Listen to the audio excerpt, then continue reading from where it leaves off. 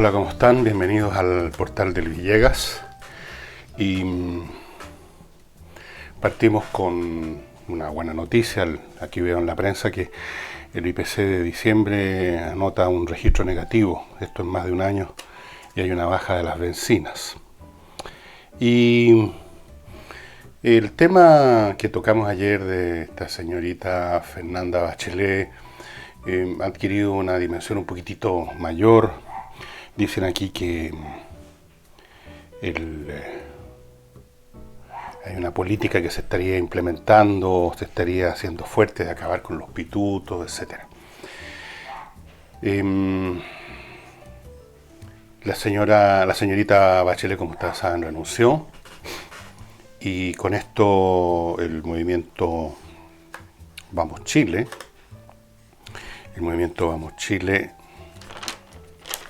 anunció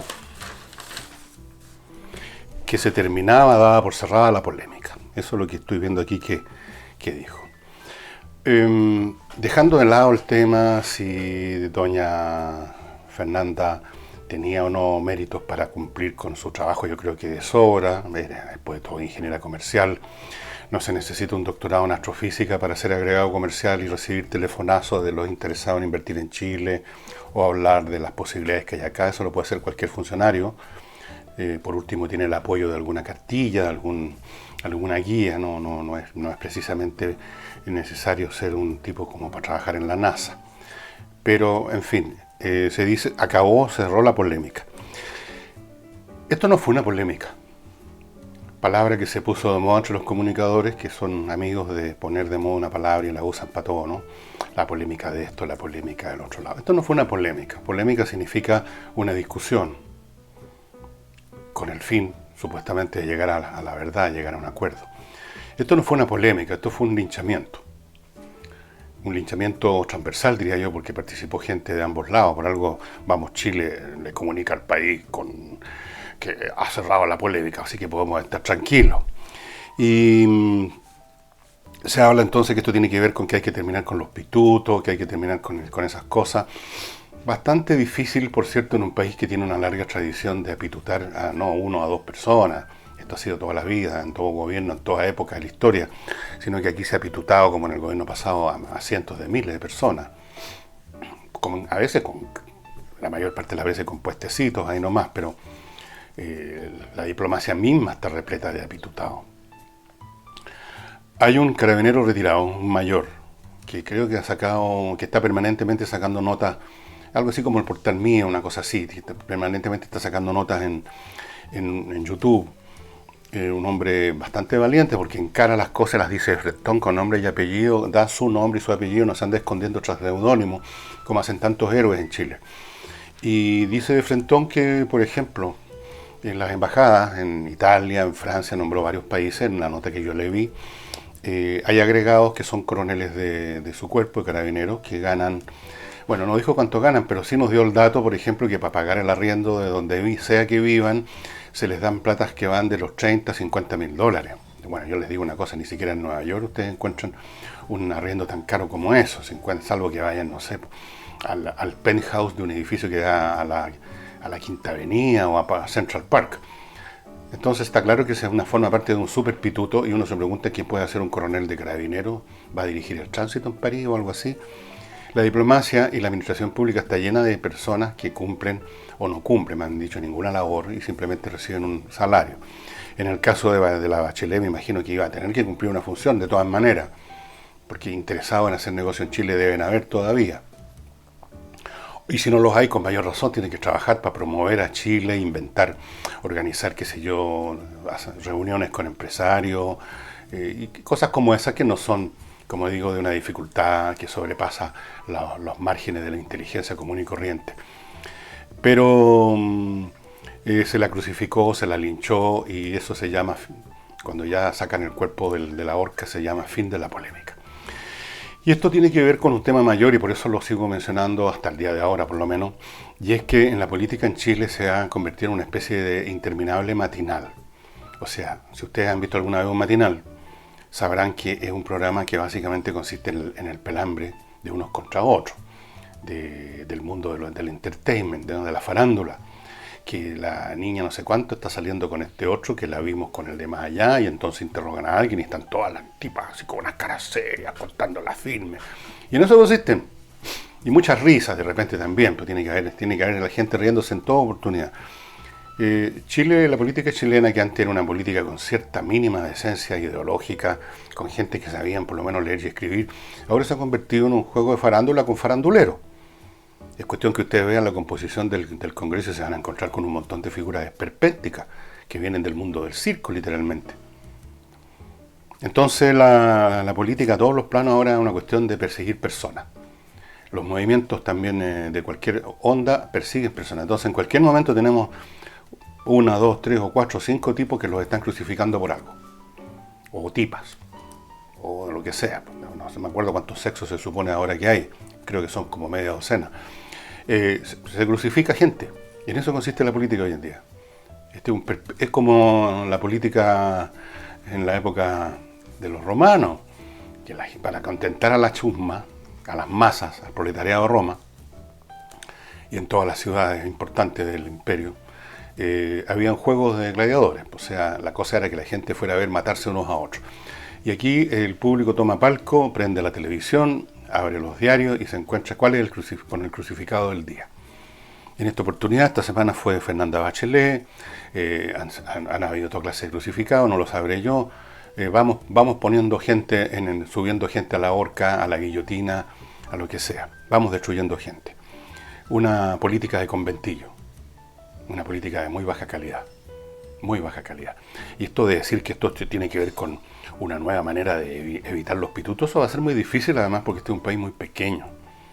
Entonces siempre hay alguien que es sobrino de alguien, o que conoció a alguien, que estudió con alguien, que se encontraron en un cóctel con alguien. Basta eso hoy en día para decir aquí hay nepotismo. Por supuesto que hay nepotismo también. Toda la vida ha habido esto del apitutamiento masivo de los camaradas del partido. Pero todo esto convertido en el fondo, no en un principio de probidad, pónganle esas palabras sabrosas que de repente le ponen a las cosas, probidad. Bueno, estimado amigo, esto no es un tema de probidad, este es un tema de pelambre y de reventar a alguien. Y cerramos también nosotros el caso, ya que está todo el mundo cerrando la polémica, yo voy a cerrar la polémica también. Un tema más importante, no es tan estridente, no es tan estruendoso, aunque por momentos ha cobrado protagonismo en los medios de prensa, especialmente de algunos sectores, es que la Comisión de Hacienda finalmente llegó a una conclusión de que hay que eliminar la ley del cobre, la ley reservada del cobre, con la cual desde hace mucho tiempo, pero no tanto, no crean ustedes que esto es de la época del año Ñauca, no, es de los años 50 creo, la ley del cobre con la cual se financiaba y se sigue financiando automáticamente a las Fuerzas Armadas, que siempre ha parecido una cosa, para muchos sectores, una cosa injusta, impropia, inapropiada, no solo porque sea mucha plata, sino porque como que no hay control, como que no pueden los políticos meter mano porque es un automatismo legal. Simplemente por un porcentaje del excedente del cobre se tiene que ir a la financiamiento de las Fuerzas Armadas. Y dadas las irregularidades que se han detectado, obviamente que pierde fuerza cualquier intento de alguien de defender o de argumentar a favor de la ley reservada del cobre. Para sustituirla hay un concepto que se está proponiendo de financiamiento que llama el señor ministro de Defensa, que no le conocía, tantas gracias verbales, polivalente. O sea, dice él, plata para armas, pero también para apagar incendios, por ejemplo, para toda clase de funciones benéficas o sociales. Esa cosa viste mucho hoy en día, cualquier cosa tiene que tener un tinte social. La palabra, por lo menos social, tiene que estar por ahí entre medio. Ahora, eso por un lado. Y por el otro, la mecánica sería, primero, cuando empiece esto, si es que rige, se vota un presupuesto para una duración de 4 años, y allá el quinto año se empieza a votar año por año. Del quinto se vota para el sexto, y así sucesivamente. Todo esto significa entregar el control del presupuesto de las Fuerzas Armadas al Congreso. De eso se trata. Y en teoría, en el pizarrón uno dice, pues, perfecto, está bien, ¿por qué el Estado, o más bien dicho, los poderes del Congreso, o sea, los poderes que representan la soberanía popular, no va a tener injerencia en el tema del financiamiento, así como lo tienen en el presupuesto de la nación. ¿Por qué tiene que haber una rama del Estado, una parte del Estado que se financia de otra forma? Todo eso está muy bien en el papel. Ahora hay que ver qué ocurre en la práctica. Yo les quiero hacer un poquito de historia. Cuando terminó la Guerra del Pacífico, en 1884, ya finalmente se acabó el asunto, se firmó un tratado, qué sé yo. Dada la experiencia que había tenido Chile, Chile se armó, especialmente en el área naval, y hubo un momento, a finales del siglo XIX, en que Chile tenía una armada más poderosa que la norteamericana. Bueno, no era difícil porque los norteamericanos hasta ese momento no le habían dado importancia al desarrollo de fuerzas navales, estaban preocupados de desarrollarse por dentro. Pero ya a finales del siglo XIX empiezan a pensar en términos un poco más internacionales, viene la época del primer Roosevelt, de Teddy Roosevelt, qué sé yo, y en un momento dado incluso sufrieron una humillación ante Chile por el poderío naval que tenía Chile, bueno, etc. Después de eso vinieron las administraciones que vinieron, la República Parlamentaria, después eventualmente vendría la época del cielito lindo con Arturo Alessandri, después vendrían esa década llena de tumultos y de cosas un poco casi farsescas, que fueron los años 30, los años de Marmaduke Grove, de gobiernos que duraron una semana, Montero, qué sé yo.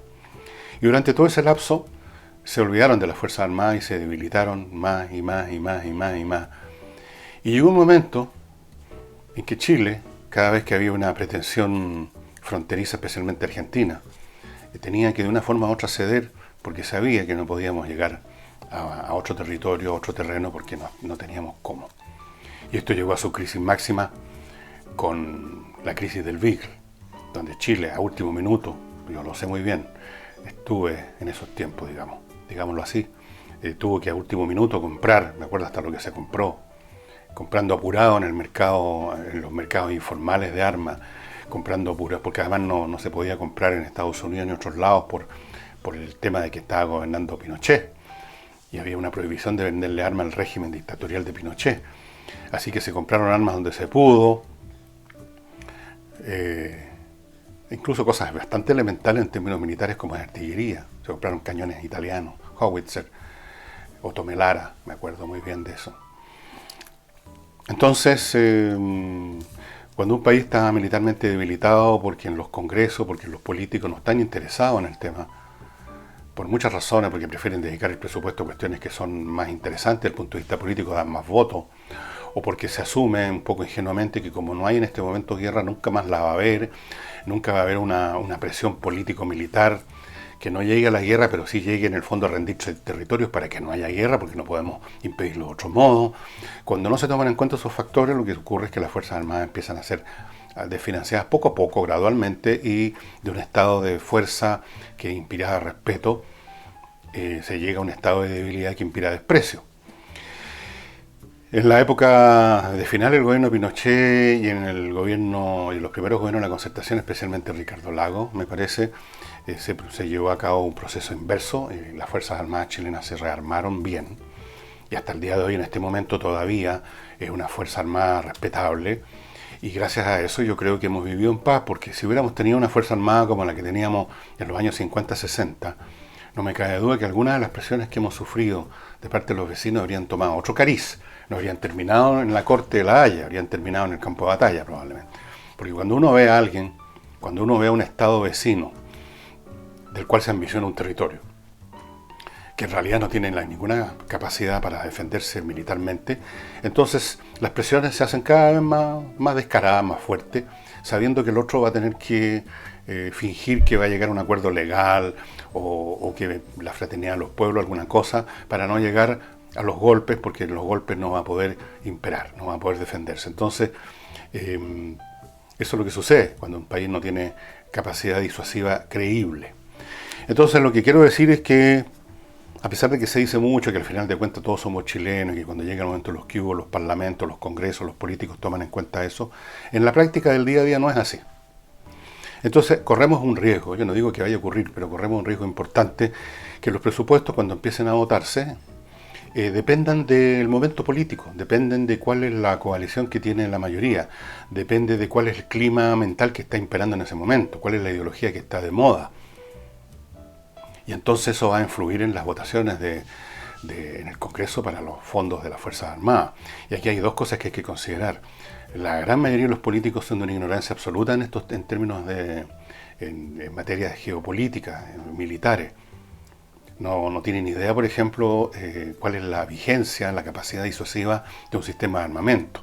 Creen que una vez que uno se compró la Matagato, eso ya sirve para siempre. Y no, los armamentos van evolucionando, y cuando los armamentos evolucionan, los armamentos que no evolucionaron no sirven para nada.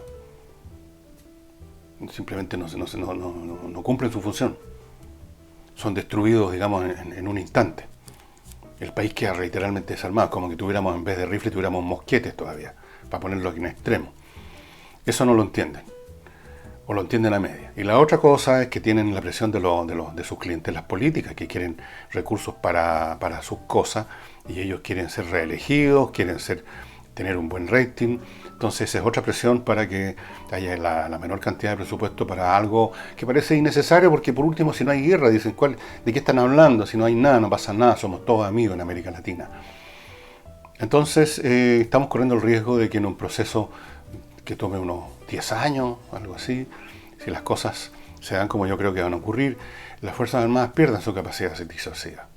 Empiezan a quedar anticuados sus misiles antitanque, o sus tanques, o no haya plata para traer repuestos, o no haya plata para mantener los aviones con la aviónica, o sea, la electrónica al día, que los radares sean mejores que los del adversario potencial. Y si esas cosas empiezan a degrada todo, degrada la capacidad del país, degrada la capacidad política del país en el concierto internacional. Y entonces ya cualquier matón del barrio nos viene a provocar, y nosotros sabemos que no podemos hacer mucho. Ese es el problema que tiene el tema de las votaciones en el Congreso. En teoría suena muy bien, el Congreso representa la soberanía popular, ellos verán qué es lo que se da según las proposiciones del gobierno, que además también es un ente político, pero se corre ese riesgo, que ya Chile pasó por eso y tuvimos medio siglo por lo menos realmente en pelotas desde el punto de vista militar, si no más.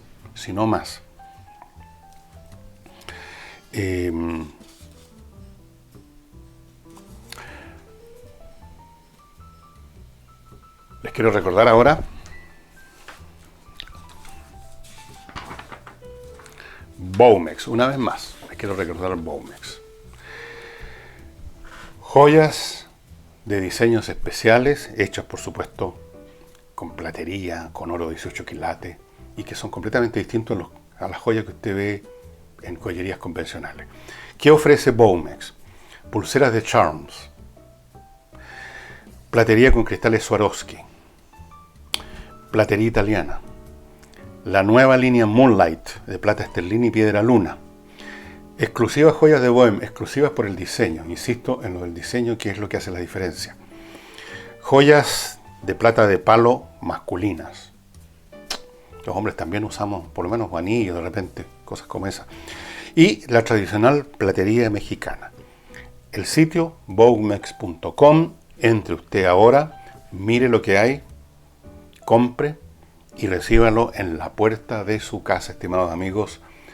Yo los invito a que entren ahí por lo menos a mirar. Siempre es bueno saber lo que hay en el mercado, ¿no es cierto?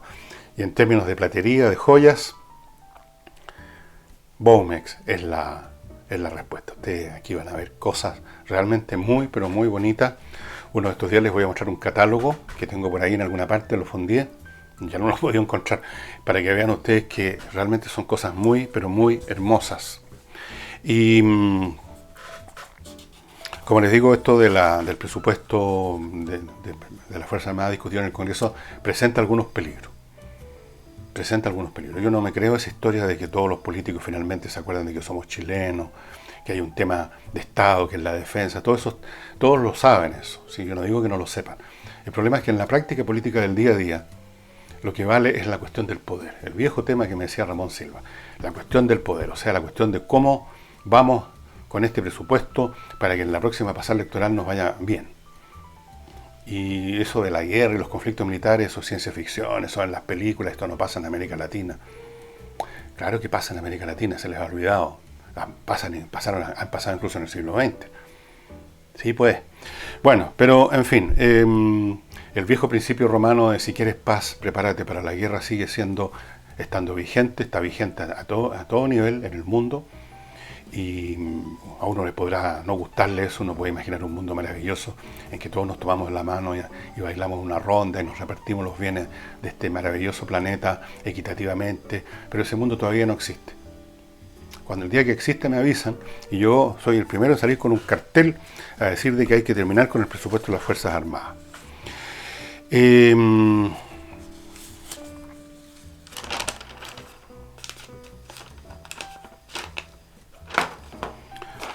En lo internacional, o más bien dicho, en lo planetario, que nos abarca todo, Perú puso en vigor algunas de las disposiciones que se establecieron en la semana pasada en el Grupo de Lima y dice que no va a dejar entrar a ningún evento a Perú a Maduro y su círculo. Y este grupo se reunió y Perú tomó esta decisión bien taxativa, porque este jueves, en 2 días más, se inicia un nuevo periodo del señor Maduro, que fue elegido en un proceso electoral que no cumplió con ninguna de las garantías mínimas de decencia que tienen que tener un proceso electoral. Con un país que se le ha ido millones de personas, con los opositores encarcelados, con el Congreso, la Asamblea convertida en nada, en una fachada. Incluso el Grupo de Lima, en la semana pasada, llamó a Maduro, en el fondo, a que abdique, a que transfiera el poder a la Asamblea Nacional, que es el organismo que deschachetó el propio Maduro, y que se celebren nuevas elecciones. En el intertanto, la Asamblea estaría a cargo del gobierno del país. No van a reconocer el gobierno Maduro en concreto. ¿Cómo podría reconocerse un gobierno como ese? ¿Saben ustedes la inflación que prevé para este año varios organismos internacionales que estudian estas cosas? Ustedes no me lo van a creer. La inflación que se prevé es de 10 millones%. Recuerden ustedes que un 100% de aumento del costo de la vida significa que las cosas cuestan el doble. Si es el 1000%, significa que cuestan 10 veces más. Y vayan avanzando hasta que lleguen a 10 millones, creo que los aumentos es 100.000. 100.000. O sea, lo que costaba uno, ahora cuesta 100.000. La economía venezolana simplemente se hundió. No es que creció poco, que tiene problemas, se hundió. No es que esté creciendo poco, está achicándose y rápido. No es que hayan algunas cosas que faltan en los supermercados, sino que el desabastecimiento es total. Los hospitales no tienen ni pachescurita, no hay remedio, no hay nada. Es un desastre absoluto, completo y total. Si no, imagínense ustedes que los diplomáticos latinoamericanos, que nunca han sido muy buenos para decir nada derechamente y que siempre han sido unos cantinflas, para que lleguen en este caso a decretar que Maduro tiene que irse, para que llegue un país como Perú a decir aquí no entra nadie de ese círculo, las cosas tienen que estar realmente extremas. Por supuesto, Maduro y sus feligreses pagados o ad honorem, que tienen todas partes, incluyendo Chile, aquí pagados, van a decir que esto es una ofensiva, lo está diciendo ya Maduro, del imperialismo norteamericano, que no quieren dar un golpe de Estado. Ojalá le den un golpe de Estado al señor Maduro, que lo saquen de ahí. No puede ser lo que está pasando en ese país.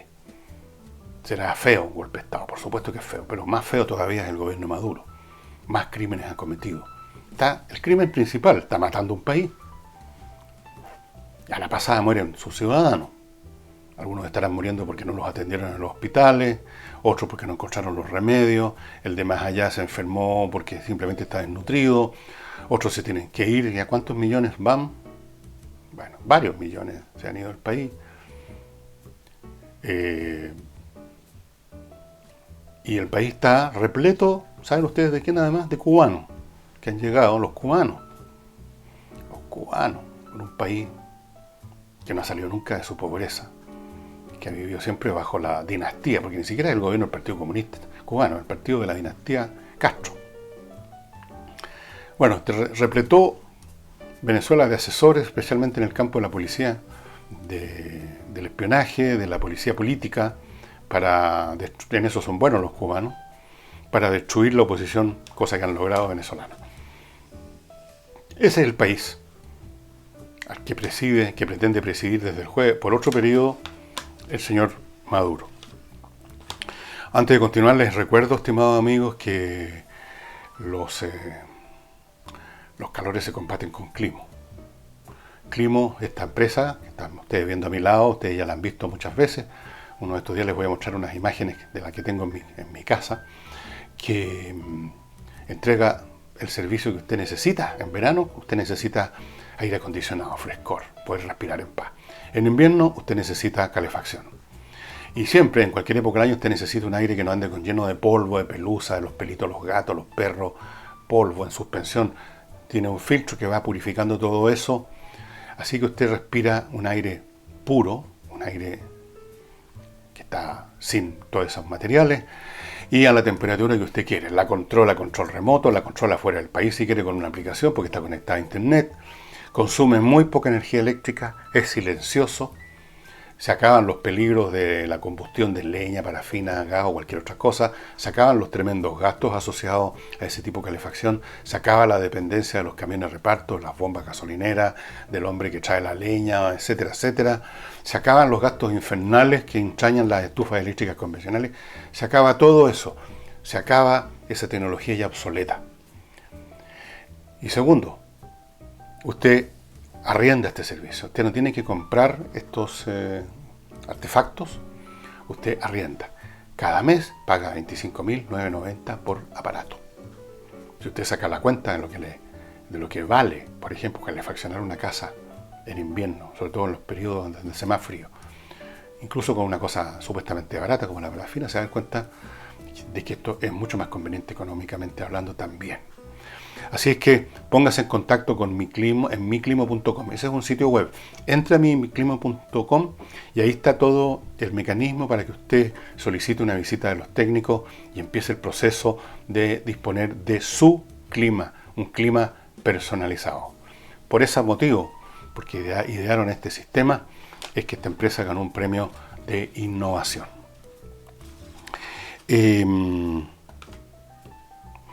Una cosa curiosa que iba a suceder en Valparaíso, pero que no sucedió, era en el Salón de Honor de la Municipalidad de Valparaíso un homenaje a la Revolución Cubana. Pero no se celebró porque algún imbécil llamó probablemente por teléfono o mandó un aviso desde alguna, qué sé yo, tratando de pasar colado, avisó de que había una bomba. Entonces no, por si acaso era cierto, no, el homenaje no se realizó. Obviamente que el que hizo eso es alguien poco amigo de la Revolución Cubana. Podemos imaginar que alguien de derecha, qué sé yo, no sé quién sea. Pero lo que sea, es un idiota. Es uno más de los que está contribuyendo a un clima en que no podemos tolerarlo en Chile, de violencia o amenazas de violencia. La gente que quiere homenajear la Revolución Cubana tiene derecho a hacerlo, así como uno si quiere puede mañana homenajear no sé qué cosa, a pesar de que aparentemente gracias a la comisión, a ciertas comisiones del Congreso, hay algunas cosas que se pueden homenajear o de las que se puede hablar tranquilamente y otras que no. Ojo con eso. Pero para mí el punto yo me pregunté es ¿qué es lo que hay de homenajeable en la Revolución Cubana? ¿Cuál es el homenaje? ¿Cuáles son las grandes gracias de la Revolución Cubana? Naturalmente usted, si es partidario, si es una persona de izquierda, tiene una lista de supuestos logros. Parece que tenemos un incendio por aquí cerca. Bueno, que se liberaron del imperialismo americano, que se liberaron de las mafias que manejaban los casinos en La Habana, que hay justicia para todos, que mejoró la salud, etc. Bueno, es probable que en algunas de esas cosas es cierto. Por supuesto, cuando uno tiene recursos que llegan de otro lado, y por lo tanto uno no tiene que demostrar lo primero que tiene que demostrar un sistema, y es que funcione. Cuando uno recibe recursos primero de la Unión Soviética, después recibe recursos de las gracias de sus ciudadanas, gracias al turismo. Claro, uno puede montar cualquier cosa. En la Unión Soviética se montó una industria aeroespacial también, a pesar de que el sistema no funcionaba, porque uno siempre puede concentrar en un esfuerzo todos los recursos científicos y económicos para lograr un fin.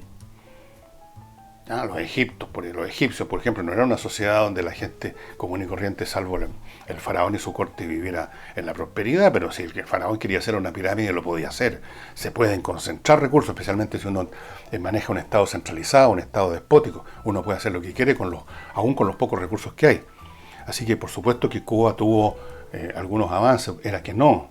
Cualquier nación, hasta las más espantosas que han habido en la historia humana, podría mostrar que hubo algún avance en alguna cosa. Pero uno no puede medir el éxito de un sistema social, sobre todo uno que prometía la llegada del hombre nuevo, como me acuerdo que hacían los cubanos y sus feligreses acá en Chile, el hombre nuevo. Nunca dijeron en qué consistía el hombre nuevo, pero era nuevo. Uno tiene que medir las sociedades por los raseros que esa misma sociedad se pone. Y ni siquiera ha cumplido con los raseros mínimos de una vida decente para sus propios ciudadanos. Entonces, yo no sé en qué consiste el homenaje. Yo no sé qué es lo que se va a homenajear de Cuba, francamente. Y aquí yo veo aquí una especie de inercia mental.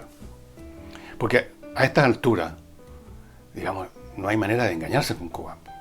Los estudiantes que yo conocí en el pedagógico en los años 60 eran bien tontones, por supuesto. Pero por último, no se sabía bien lo que pasaba en Cuba, no se sabía bien lo que pasaba en la Unión Soviética. Había cierto silencio. Lo único que llegaba acá de Cuba eran revistas de cine y habían los famosos concursos literarios de Casa Las Américas, había un cierto glamour, uno podía ser engañado. Y las personas ahí, medias lesas, por supuesto, eran fácilmente engañadas. Pero ahora ya sabemos en qué consistió y cuáles son las condiciones en que viven los cubanos. Entonces, que sectores de izquierda sigan homenajeando y sigan rindiéndole culto a la Revolución Cubana es el resultado de una inercia mental muy similar a la de los creyentes de cualquier fe.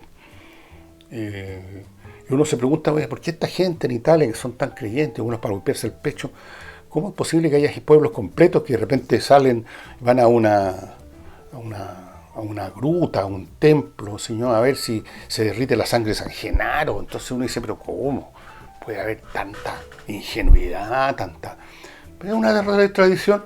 Yo no creo que la gente que va a ver licuarse la sangre de San Genaro se ponga a pensar en la imposibilidad física, biológica, que exista un recipiente donde se conserve la sangre de alguien que murió hace 1000 años y que además en cierto día del año se vuelve a licuarse. Todo eso, ¿no es cierto?, no resiste el más mínimo análisis.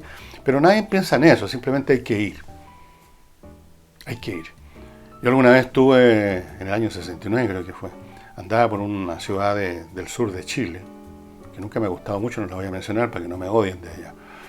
Y en cierta época del año, creo que para el 19 de septiembre, todo el pueblo, con un automatismo propio de la migración de los pájaros, así, una cosa instintiva, se iban a sentarse a la orilla del río Claro a hacer un picnic. No importa si el día era asqueroso, si estaba lloviendo, si estaba feo, no importa si no tenía sentido sentarse al lado de un río a ver pasar el agua, sentarse arriba de unas piedras, tratar de comer unos tallarines llenos de arena, llenos de mosquitos. Yo cuando me invitaron a eso fui dije, pero ¿cómo esta gente viene aquí? ¿Aquí vienen acá? ¿Cuál es la gracia de ir a hacer caquita echar unos arbustos? ¿Dónde está el bife en este cuento? Entonces me respondió, es que siempre se ha hecho. Bueno, las celebraciones político-religiosas también tienen esa condición inercial. Siempre se ha homenajeado a la Revolución Cubana, así que aunque la Revolución Cubana sea ya una chacota, una farsa de mal gusto, hay que homenajear. Y está bien que homenajeen lo que se les dé la gana. Y me parece muy mal que alguien haya tratado de joder eso y jodieron ese homenaje con una amenaza de bomba. Me parece, francamente, de un reflejo del clima muy desagradable y muy peligroso que estamos viviendo en Chile. Y antes de terminar el programa, les cuento que estamos, a ver, aquí lo tengo anotado. Sí, en una semana más, la próxima semana, más o menos a mitad de la próxima semana, el Congreso británico, o sea, el Parlamento, vota finalmente en la propuesta de plan de salida de la Unión Europea que tiene en sus manos la primera ministra, la señora May. Proyecto de salida que cuenta con una tremenda oposición de todos los sectores, especialmente de los sectores, por supuesto, partidarios del Brexit, que han entrado en una especie, están como corriendo la moco, o sea, se han enloquecido. Hay gente ahí que incluso ya prefiere una salida sin tratado ninguno. Y no se imaginan ustedes lo que significa eso. Fíjese que hasta este momento, estaba viendo cifras, hasta este momento, sin que haya una salida brutal, sin que todavía haya salido de hecho de la Unión Europea de Gran Bretaña, la economía británica ha perdido $1 trillón. Cientos de firmas, especialmente el mundo financiero, que es muy importante en Inglaterra, en el Reino Unido, se están yendo a Europa, están mandando su gente a Europa, están instalándose en Europa para poder trabajar en Europa como trabajan ahora, sin perder todas las ventajas que tienen al ser parte de la Unión Europea. Y junto con esas empresas financieras que están mandando a su gente, que están trasladando sus sedes, que están abriendo sucursales, que están mandando recursos, hay otras muchas empresas que están cerrando en Inglaterra y que se están trasladando también a Europa continental por el mismo motivo. En otras palabras, los ingleses, la parte más ignorante de Inglaterra, debo decirlo, la parte que todavía está casada con el viejo mito de la Splendid Isolation, no se pegó un tiro en el pie, se pegó un tiro en la cabeza. El Reino Unido no va a salir en buenas condiciones de esta situación. El Reino Unido cometió casi un suicidio. Yo he seguido este asunto de cerca porque me llama siempre la atención cómo decisiones tomadas a veces por unas pocas personas, una camarilla del poder, y a veces tomadas en un evento democrático, como fue este caso, pueden tener consecuencias desastrosas. O sea, qué fácil es echar abajo un país. Qué fácil es que un gobierno malo eche abajo un país, o que un dirigente penca arruine un país, o que una decisión mala de una asamblea democrática reviente un país. Y digamos, en la historia está repleta de ejemplos de esto, que se remontan a la época de la guerra del Peloponeso, que está muy bien documentada por Tucídides, decisiones tomadas en la asamblea popular, digamos, de Atenas, que llevaron al desastre de la campaña en Sicilia, por ejemplo, que fue brutal para los atenienses. Finalmente fue una de las causas de su fin en la guerra, su derrota. Entonces es extraordinario la manera a lo largo de tantos años en que la economía británica, toda la vida misma, hasta el viajar al continente va a cambiar completamente. Ya los británicos se van a convertir como ciudadanos de Chile, que tienen que llegar con pasaporte y con visa y hacer una cola en una caja especial. Y ya no pueden quedarse en Europa todo el tiempo que quieran, son turistas. Todo cambia, desde las cosas más anecdóticas a las cosas más de base, por esta salida.